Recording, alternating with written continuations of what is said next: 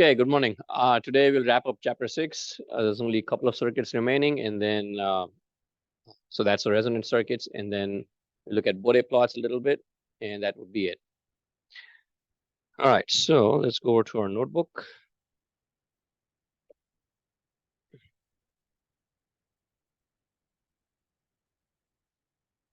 Let's share.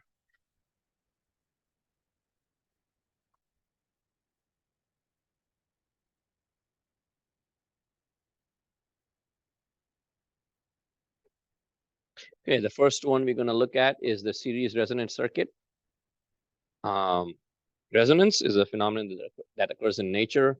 You might all be familiar with mechanical resonance. We also encounter electrical resonance in electric circuits. And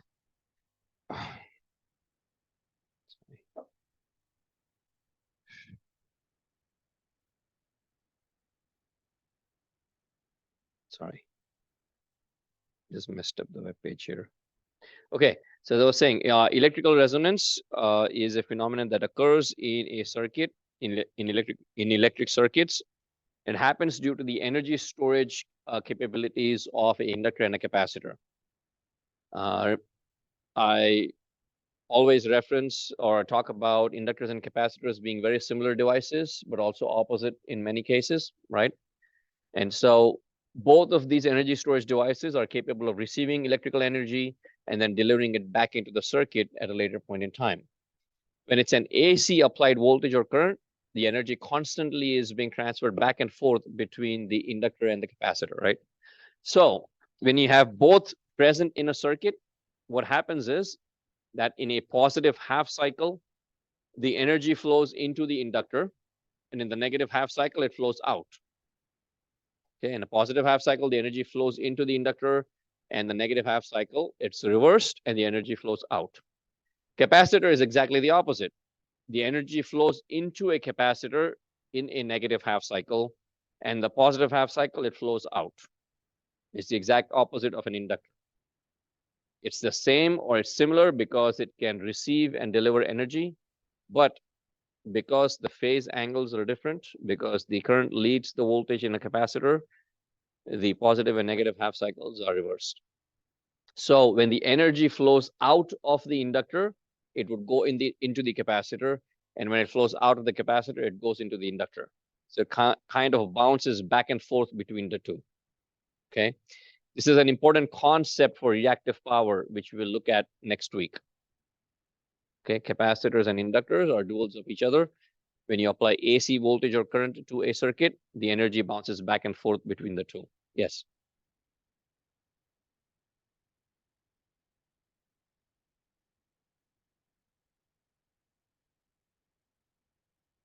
Which final? Lab final or lecture final? Okay.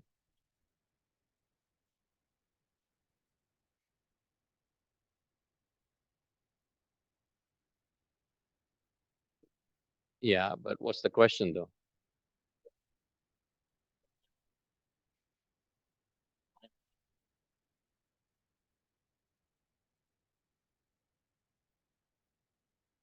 Your lab final is up to your lab instructor.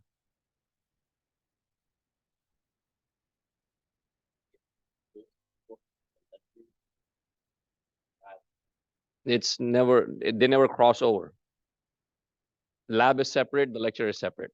I know the lab goes along with the lecture, but the reason the lab write-ups are so detailed is because the labs tend to get ahead of the lecture in the last 4 weeks. And so that's why the lab write-ups, the studying for the lab write-up is separate, studying for the lecture is separate. Yep. So everything that is going to be on my lab, on my lecture final is already up there on the website. Okay. All right. So where was I? Oh, electrical resonance. So electrical resonance, what happens is when you apply a range of frequencies to a circuit containing a inductor and a capacitor, the energy keeps transferring back and forth between the inductor and the capacitor. And at one single particular frequency, depending on the value of the inductor and capacitor, the impedances of the inductor and the capacitor have the exact same magnitude. Okay. The impedances have the exact same magnitude, but they will have the exact opposite phase. So they will cancel each other out. If we take the series combination of the inductor and capacitor, the impedance would be ZL plus ZC. And because they cancel each other out, because they're complex quantities, that total equivalent impedance goes to 0. Okay. It is the cumulative effect of the inductor and capacitor working at the same time. The magnitude does not go to 0. Okay. The magnitudes are exactly the same, but the phase or the phase angles are polar opposites. They are 180 degrees out of phase. So if you add up those two phasors together, not phasors, sorry, if those two vectors together, you might have something like this. This would be your ZL, and then adding a ZC with the exact same magnitude but opposite phase would mean you would start at the end and end up here, back at the starting point. And so the cumulative effect of ZL plus ZC would be to cancel each other out or be equal to 0.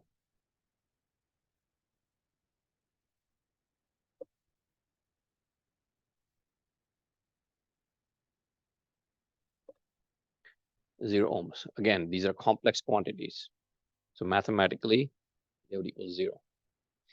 So effectively, the combination of L and C behaves like a short circuit. If you take the total equivalent impedance of the circuit together, ZEQ would simply be equal to R, purely resistive. Okay, the impedances cancel each other out. So the only thing left in the circuit would be the impedance R. I mean, sorry, the resistor R.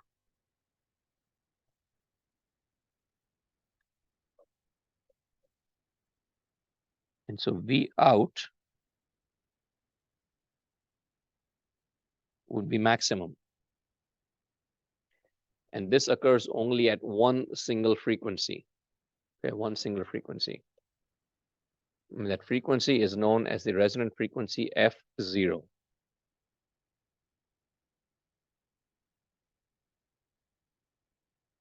F0, not O. F0.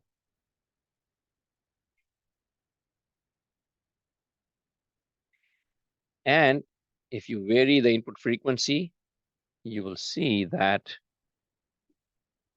the max occurs at F0.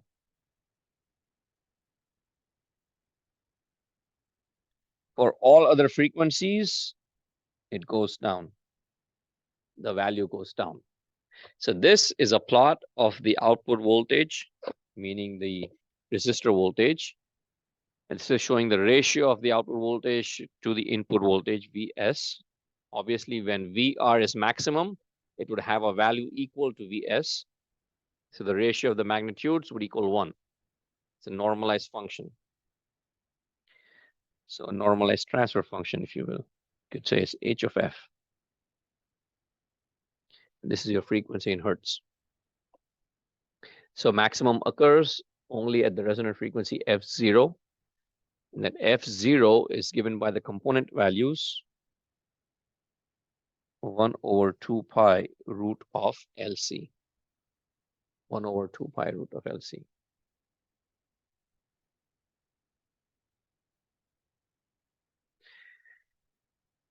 This is known as the resonant frequency.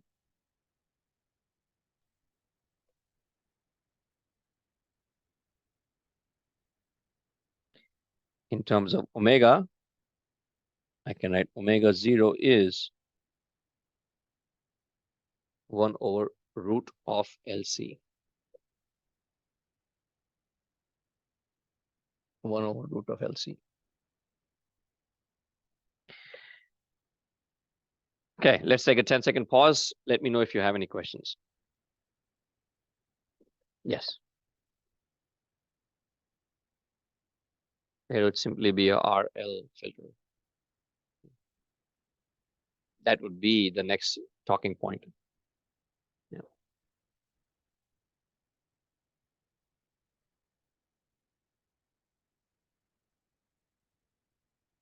So this series resonant circuit, as I said, at one single particular frequency, you have the maximum output.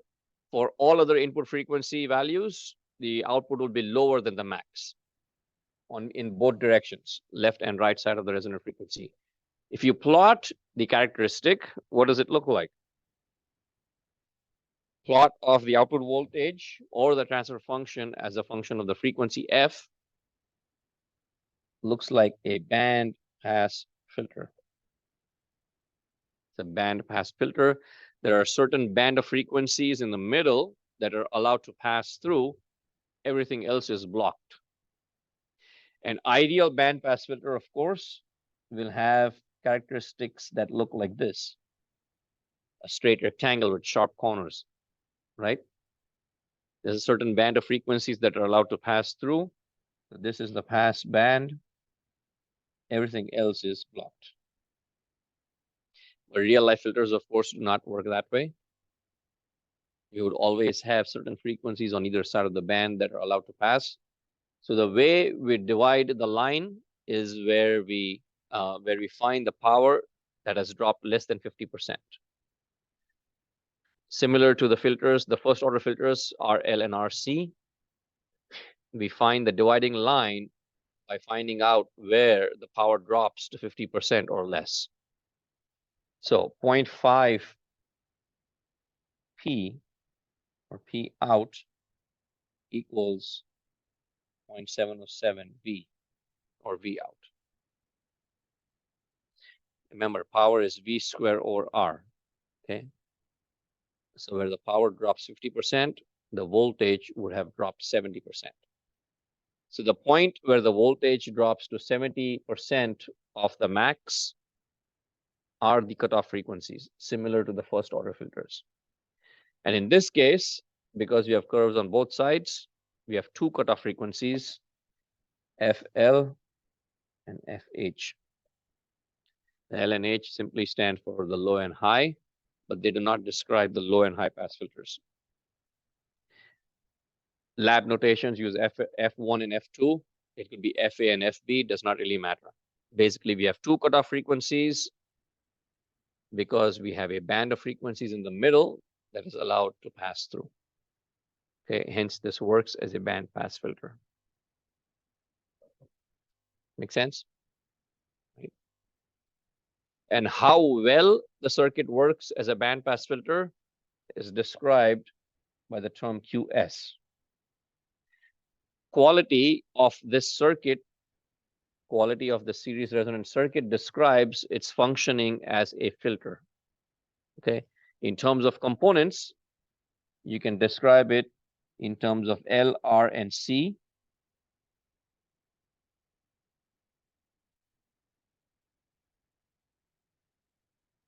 And in terms of the resonant frequency and bandwidth, it is described as the ratio of F0 to the bandwidth B. Okay, the difference between the two frequencies describes the band. The technical term for that is the bandwidth, how wide that band is. So if it's a band pass filter, we only want a certain band of frequencies to pass through. So we want it to be as narrow as possible. We do not want it to be wide. So if you look at the qualitative description of QS, is a ratio of the resonant frequency to the bandwidth. Obviously, the wider the band, the lower the quality. The narrower the band, the higher the quality. Okay. And because this has two energy storage devices, this is also a second order circuit, hence a second order filter. Okay, so this is actually, rather than write it here, it makes sense to write it here. It functions as a second order filter, right? Second order filter. So RL and RC are first order filters. RLC circuits are second order filters. All right, let's take a 10-second pause and yes, question. No, it doesn't. There are some practical considerations, like if you're performing, if you have connected a power supply that has an internal ground, then it might matter. But other than that, like for the functioning, it does not. Yes. No. So again, in terms of, let's say, if you were using this as passive network, meaning we would just attach it on top of a speaker or a speaker system, then it does not matter.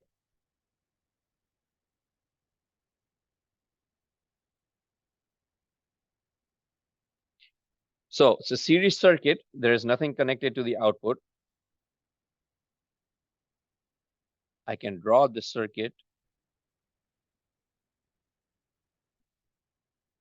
like this.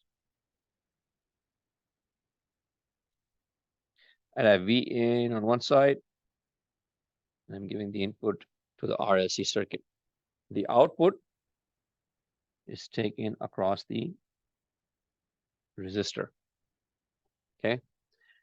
What if the inductor was not present in the circuit? What kind of filter would I have?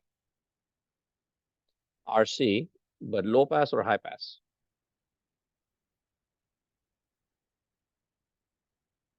It would be a high pass filter because we're taking the output across the resistor, not the capacitor. So if it was just the capacitor and inductor, output across the resistor would entail or function as a high pass filter, right? Take the output across the resistor in an RC circuit, it's a high pass filter. What if the capacitor was not present in the circuit anymore? You would have a RL filter, and because you're taking the output across the resistor, it would work as a low pass filter. The point I'm trying to make here is that another way to look at the circuit is that this is a combination of a RL plus a RC filter.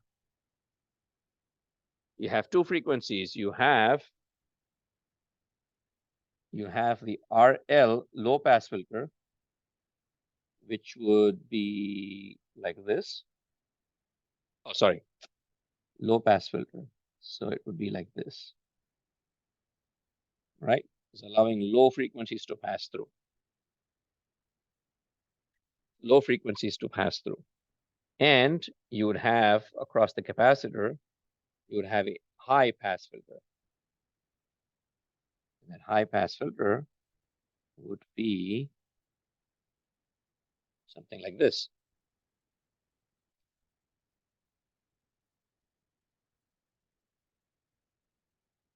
Low pass filter, high pass filter. If you join these two together, you get the band pass filter. This is the cutoff frequency for the high pass. This is the cutoff frequency for the low pass. FL, FH, or F1 and F2, or any other notation you want. Okay, so you have two filters and you join the characteristic together, you get a band pass filter. More importantly, this is the output across the resistor. This is where we get the band pass filtering effect in the series resonant circuit. If you take the output across the capacitor, as we just saw last class, you have a low pass filter. Output across the inductor is a high pass. The same circuit gives you three different outputs. So in a high quality speaker box, if you have a crossover network, you'd see inductors, capacitors, and resistors. That is the way where an incoming single signal is split into a three-way signal. Okay. This would be the crossover network. The same circuit gives you three different filters. If you take the output across the resistor, it is a band pass filter. If you take the output across a capacitor, you would take the low pass filter option. If you take the output across the inductor, it is the high pass filter. The exact same circuit, no difference. Yes. It would just be high pass filter. Yeah, first order high pass filter.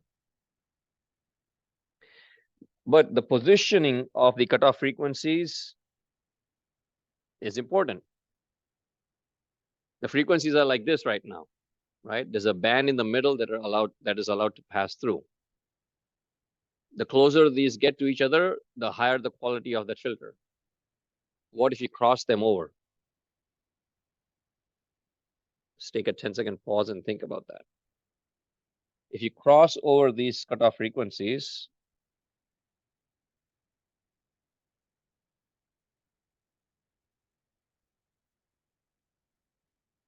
meaning the high pass is on the other side and the low pass is on the left,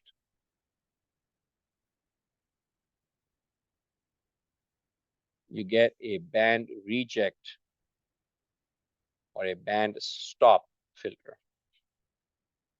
Okay. Right now you have a band pass filter where a certain amount of frequencies are allowed to pass through. If you switch the location of these cutoff frequencies, now there is a band of frequencies in the middle that are being blocked. Everything else outside of these cutoff frequencies is allowed to pass through. And so you get a band stop or a band reject filter. And again, of course, that depends on the values of the components that we choose.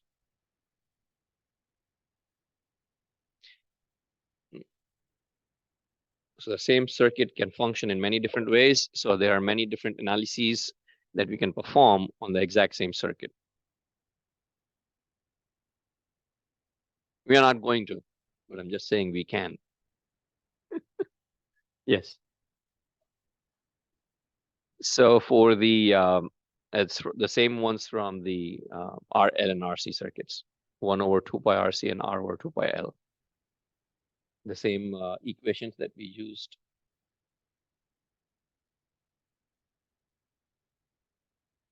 Right, break frequency R over 2 pi L. And for the RC circuits, 1 over 2 pi RC. For series resonant circuits, these are the equations that we look at, which is basically the resonant frequency is 1 over 2 pi root of LC. There are equations for F1 and F2, which in the lab is omega 1 and omega 2. There are some complicated analysis in there, so it's a different different equations.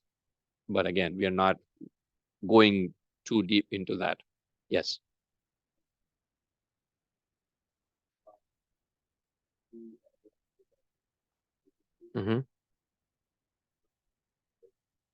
So FH and FL describe that if the resonant frequency is higher than the bandwidth, let's say at least, I want to say 10, maybe anywhere between 5 or 10 times the bandwidth, so meaning the quality is high, then we would have a very symmetrical band or very symmetrical response.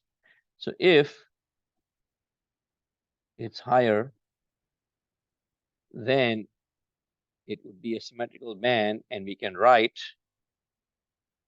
FH is about F0 plus half the bandwidth, and FL would be F0 minus half the bandwidth. If it's symmetrical around the resonant frequency, then it's being divided into approximately equal halves. And so the cutoff frequencies would lie approximately the same distance from the resonant frequency. And that's where those two equations come from. But certain conditions have to be met. Oftentimes in engineering, we do a lot of approximations. It's true of any engineering field, and especially in electrical engineering. If we have a device or a circuit and we'd like to analyze it, we'd make a lot of assumptions about certain conditions. Simple case, like if you have like a wire, right? Or I said a wire inherently has resistance, inductance, and capacitance. We make an assumption that that inductance or the capacitance is 0, even though it may have certain inductance and capacitance. I do not want to worry about that for my purposes, and then I would assume that to be 0. So something like that. Yes. Yes.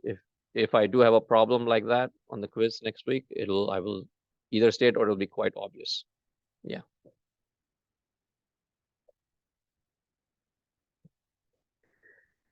All right. Any other questions?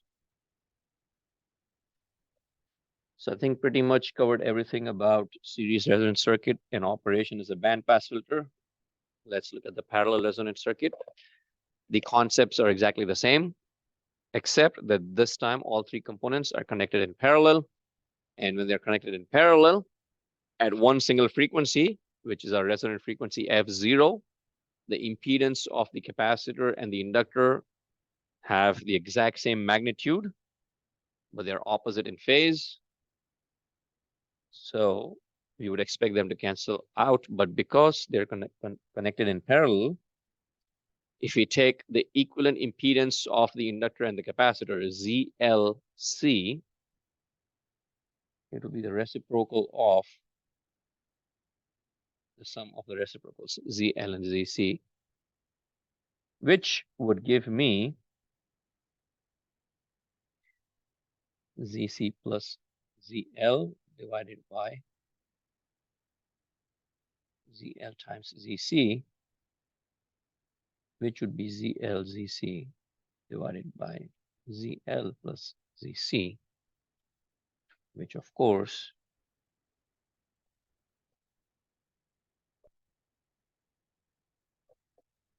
infinity, and it means that ZLC is behaving as a open circuit.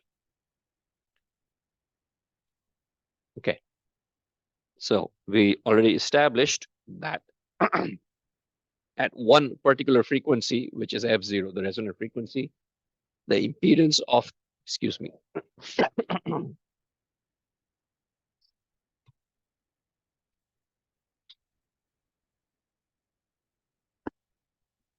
so at resonant frequency F0, the impedance of the inductor and the capacitor are exactly equal in magnitude, but opposite in phase.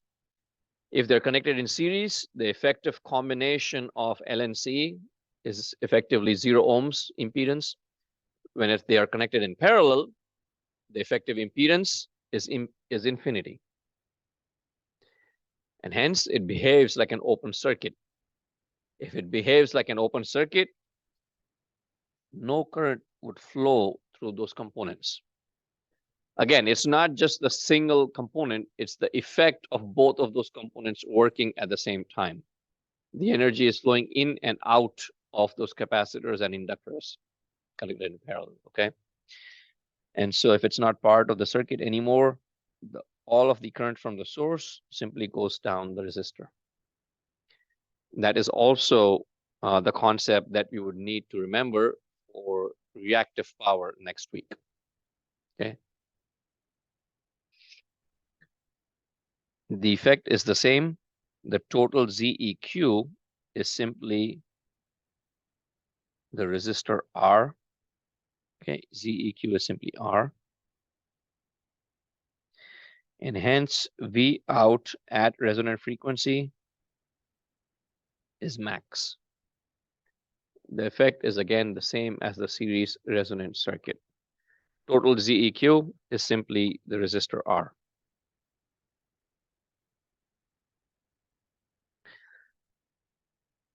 Equations are also very similar. If you plot the magnitude of the transfer function, H of F, or the ratio of VR to Vs, you obtain exact same plot. Well, not exactly same plot. It's slightly different. Yes. Yes.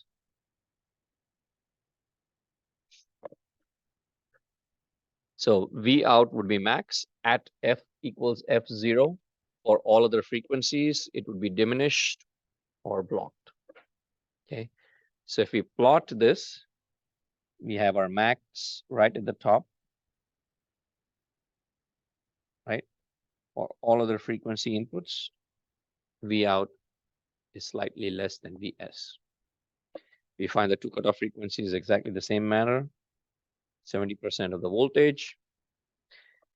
The resonant frequency is also given by the same equation, 1 over 2 pi root of LC. QP, quality of this parallel circuit, is the reciprocal of the QS, which was the quality of the series circuit. It's simply describing the ability of this circuit to function as a filter. It's describing the circuit quality. And so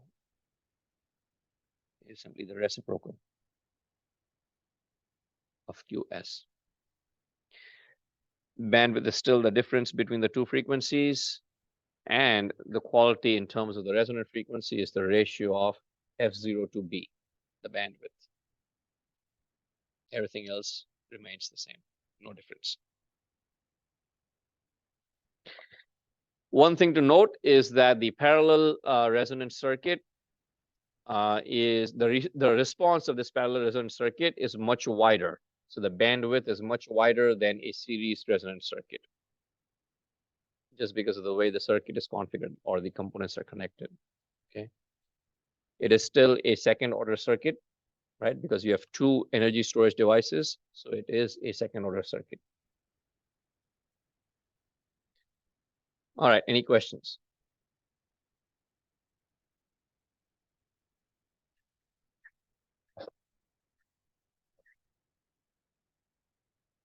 Any questions at all before I move on? So that's the end of the 6 circuits that we're going to take a look at in this chapter. The online homework. There was one homework that was due tonight. I just shifted it to Saturday. Yesterday, sometime again afternoon or evening, I moved it to Saturday night. Okay, so there was one homework due tonight, which is Friday night, and then the other one was due on Sunday night. The one due tonight, I shifted to Saturday night. So now you have one homework due on Saturday and the another one due on Sunday. Most of the questions in both assignments are concept-based. They are conceptual questions to strengthen the students' grasp or knowledge about concepts. There are some problems in there. The problems are very similar to the ones that I've solved in class. Again, if you have any issues, please reach out to me. I'd be more than happy to answer questions. Just send an email. If you wish to see me over Zoom over the weekend, that's absolutely fine. Just send me an email and I'll make sure that I'm available. Okay. So the only topic left is basically Bode plots. Bode plots is basically a plot that was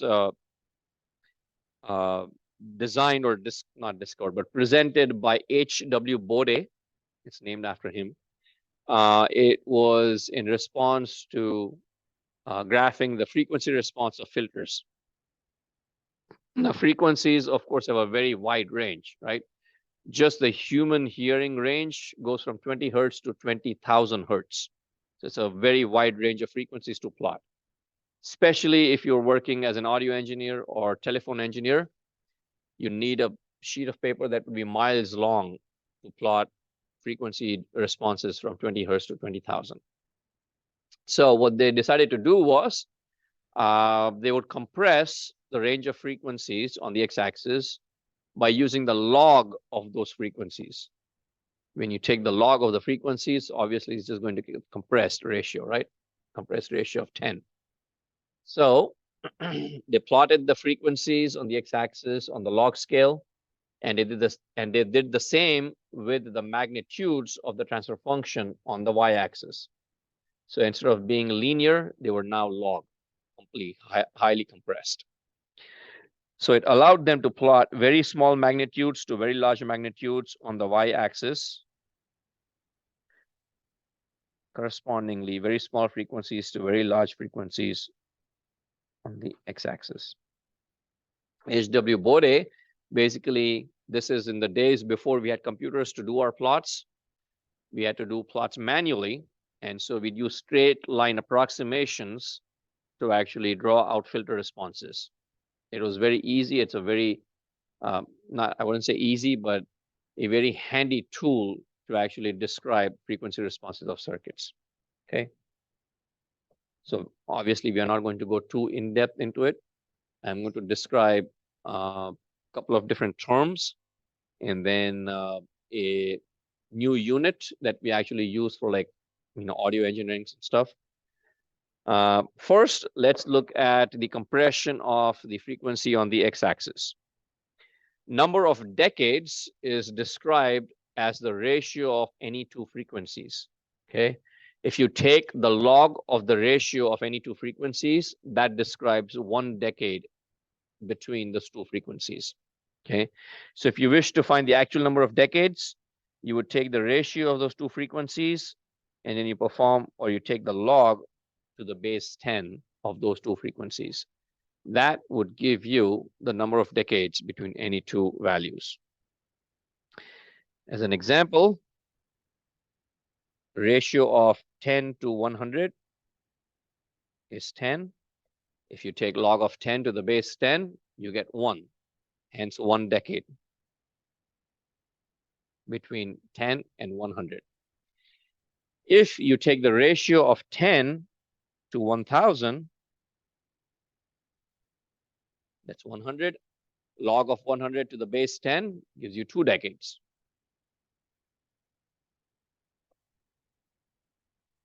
At the same time, this is just of general interest. Number of octaves is the same thing, but the base of the log is now 2. So if you take the log of the ratio of two frequencies with the base 2, then it is an octave. Okay, it is 1 octave. So anyway, let's see how this compression can be used to describe the frequencies on the x-axis. As engineers, you would have used this before, or you may use it in your own fields. How many of you have actually seen this or used this? Anyone? Some of you. Okay. So this is what is known as a semi-log chart paper. Oh, sorry, not paper, semi-log chart, or a semi-log graph. If both the axes x and y in a graph are on the linear scale, it's a linear graph. If both axes are on the log scale, it's a log graph. If only one of the axes is on the log scale, we get what we know as a semi-log graph or a semi-log chart. So when we used to plot this, we would use semi-log chart paper, and you could buy those. Nowadays, we just download and print it, but we would buy those in the stores, and you would print our charts when I was a student. What it does is, you take one of the axes, and you actually plot the distance between each division using the log of that division. Okay, so going from there's no 0 on the log scale, by the way. So it starts at 1, and the next division 2 is a distance of log 2 away from division 1. Log of 2 is about 0.3, 30% of the way. And so the actual physical distance between the two divisions is about 0.3 of the entire distance. And then from 2 to 3, it's log 3, and so on and so forth. So what that does is it allows us to plot using the exponent, or 10 raised to 1, 10 raised to 2, 10 raised to 3. So each big division or each big separation is a multiplier. It's not in a linear chart on a linear axis, we would add 1 plus 2 plus 3, so on and so forth. Here you would actually multiply. So if you have 9 divisions, you start off at 1 into 10 raised to 1 would give you 10 hertz. The next division after that would not be 2 or 11 or 12. It would be multiplied. So it would be 2 times 10, which would give you 20.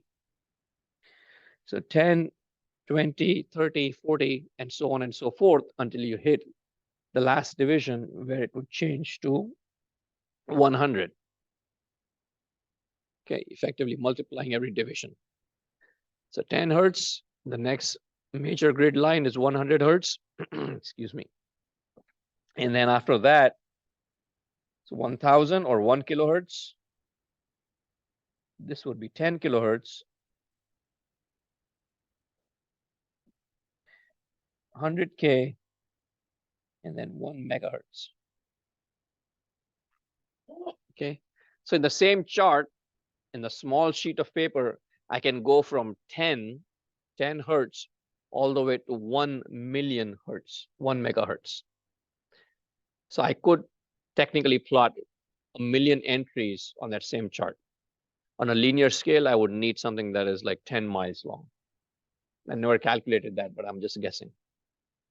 And so now we have compressed a wide range of frequencies, like a million values, down to a very narrow physical space. Make sense? And again, this is not something specific to electrical engineering. This is specific to all scientific methods and all engineering fields. So if you have not encountered this yet, at some point you will. And then what they did with the y-axis was they took the magnitudes. And again, remember, the problem is that you transmit at one end and you receive at the other end. It would be a very, very small value, a highly diminished value. So they were trying to describe the power that was transmitted and received. So trying to describe the ratio of these powers, they had to come up with a new unit. And this was telephone engineers working to describe audio power levels. So the unit was named after. It says it's right there on, on there, Alexander Graham Bell, right? So 1 Bell is the log of the ratio of the two powers that they were trying to describe, okay? And the base is, of course, 10. It's log of the ratio of the two powers to the base 10. And that is 1 Bell, B. Then, if you remember the unit prefixes, they wanted a slightly smaller division per bell. Okay, they discovered that it was kind of large, so they wanted to make it smaller.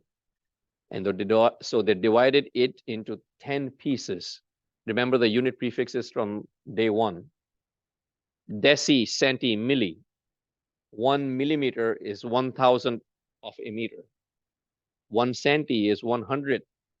1 deci is 1/10. And so 1 bell became 10 decibels. Short dB.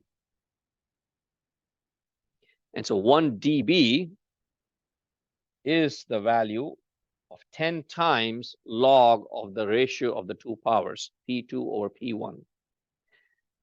If you look at many high-end audio systems, you would see not numbers going from 0 to 100. You would actually see the volume level on the front panel in terms of dBs. Many high-end audio video receivers actually use dBs. They do not use a linear scale to describe it. And the reason is human hearing.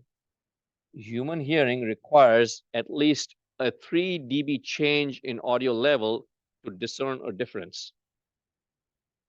Okay. So a 3 dB change is the minimum change that is required for humans to discern a difference in volume levels or audio levels. That actually translates to twice as much power that is required.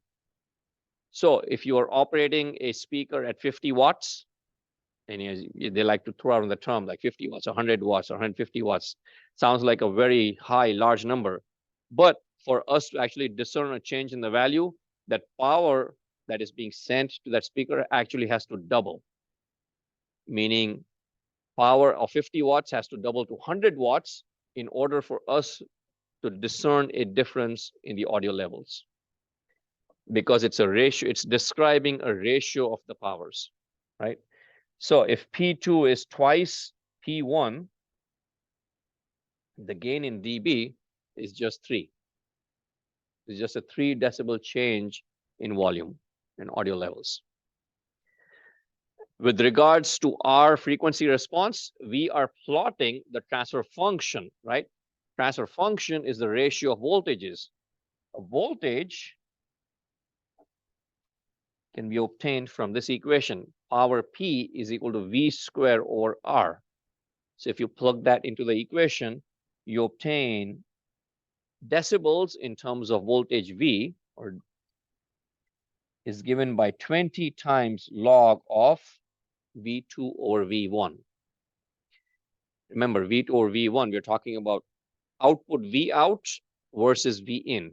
Transfer function H is V out over V in. So in terms of the ratio of the voltages, the decibel unit becomes 20 times log of V2 over V1. Hence, if we wish to describe our transfer function in decibels, then the equation is 20 times log of HF. And so now we have taken our y-axis values and compressed them.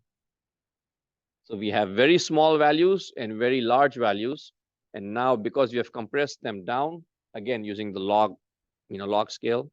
Actually, we are not using the log scale, but you have compressed the value itself.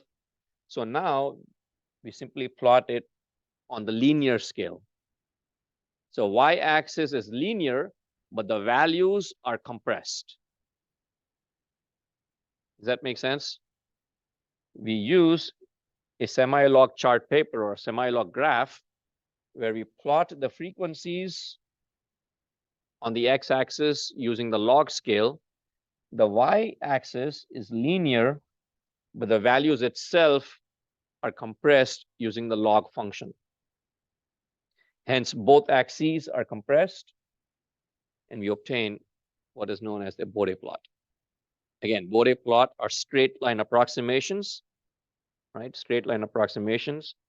So a filter that might look like this can be approximated with a straight line like this and a straight line slope like this.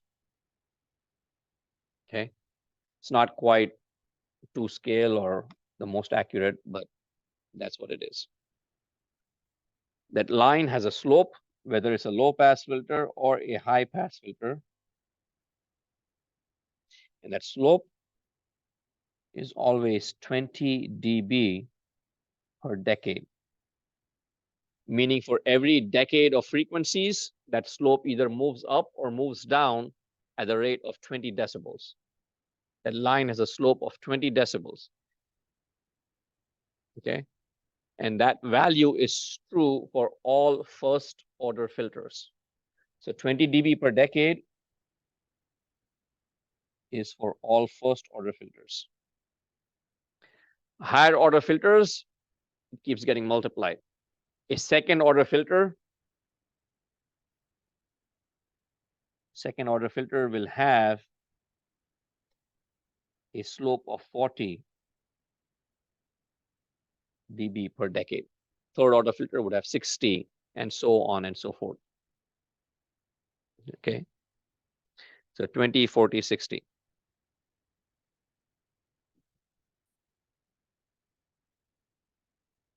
Okay, so those are straight line approximations.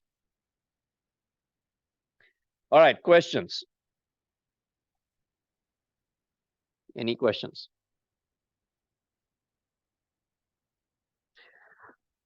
That is the end of chapter 6. We'll have quiz on chapter 6 on Monday. Based on the homework, I haven't yet decided what I'm going to have on there. So again, look for my announcement sometime later this evening. As I mentioned before, I will not test or assess chapter 6 in the final. So do well on the quiz, because that's the only assessment on chapter 6. All right. If there are no more questions, I'll bid you a good weekend, and I will see you all on Monday. I'm around for 10 more minutes before my next section begins, and I'll also be available all through the weekend.